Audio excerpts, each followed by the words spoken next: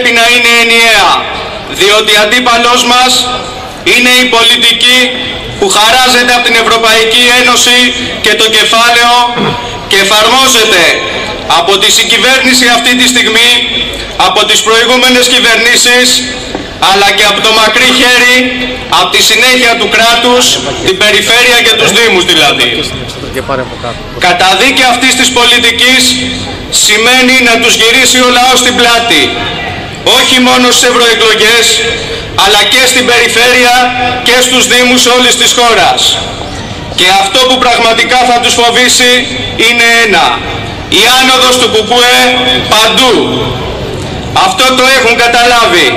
Γι' αυτό και όσοι στις προηγούμενες εκλογές έτρεχαν να ζητήσουν το χρήσμα από τα κόμματά τους, τώρα διαγωνίζονται για το ποιος είναι ο πιο ανεξάρτητος, νομίζοντας πως έτσι θα κοροϊδέψουν τον κόσμο και θα αποποιηθούν των τεράστιων ευθυνών που έχουν για την εφαρμογή αυτή της καταστροφικής για τα λαϊκά στρώματα πολιτικής. Έτσι και στο Δήμο Άργους Μυκηνών έχουμε τον ανεξάρτητο συνδυασμό του κύριου Καμπόσου, μαζί βέβαια με όλο τον κομματικό μηχανισμό της Νέας Δημοκρατίας, αλλά ανεξάρτητο.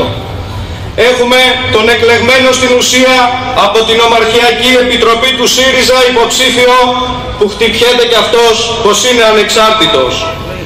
Επίσης τον εκλεκτό του ΠΑΣΟΚ σε συνδυασμό μαζί με τον Νεοδημοκράτη να δηλώνουν κι αυτοί ανεξάρτητοι.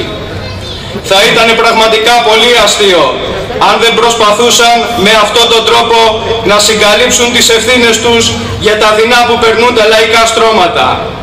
Κάτι ανάλογο συμβαίνει και στην περιφέρεια, με πιο χαρακτηριστικό τη στήριξη Τατούλη από ΠΑΣΟΚ και Νέα Δημοκρατία, από τη συγκυβέρνηση δηλαδή, αλλά και με τον υποψήφιο του τάχα αντιμνημονιακού ΣΥΡΙΖΑ, που στηρίζει αυτόν που ψήφισε το πρώτο μνημόνιο και μια σειρά αντιλαϊκά μέτρα.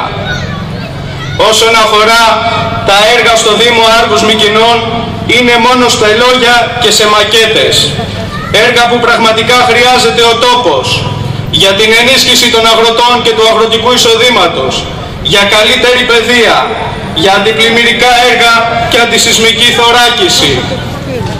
Θα θυμάστε πριν λίγους μήνες πλημμύρισε το Άργος και ο Δήμαρχος μιλούσε για το μεγάλο έργο που θα κάνει λίμνη την πλατεία του Άργους. Για καλύτερη δωρεάν υγεία, πρόνοια και πολλά άλλα ζητήματα που αφορούν την καθημερινότητα, ζητήματα επιβίωσης. Δυστυχώς όμως, όπως λέει και ο σημερινός Δήμαρχος, δεν μπορούν να γίνουν διότι δεν είναι επιλέξιμα από το ΕΣΠΑ.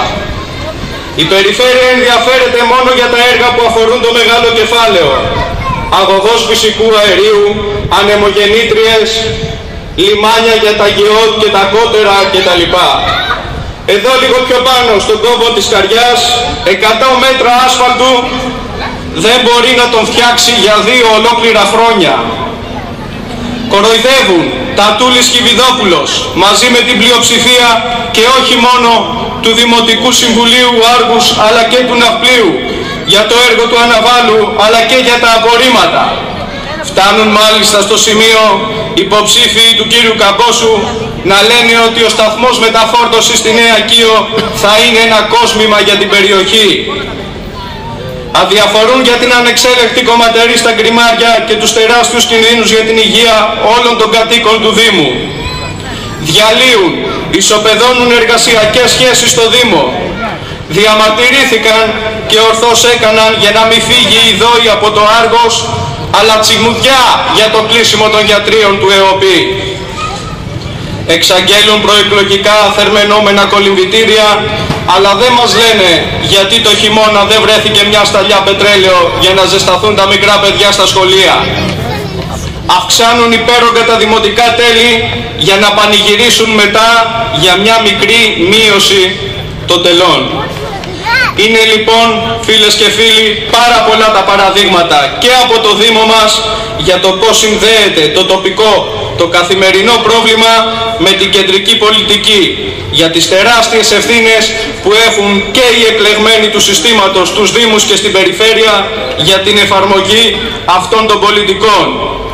Γι' αυτό λοιπόν όλοι όσοι είμαστε σήμερα εδώ και πάρα πολλοί άλλοι που είναι μαζί μας, να βγούμε τις λίγες μέρες που απομένουν και με τα 3 ψηφοδέλτια στο χέρι να φροντίσουμε να φτάσουν παντού.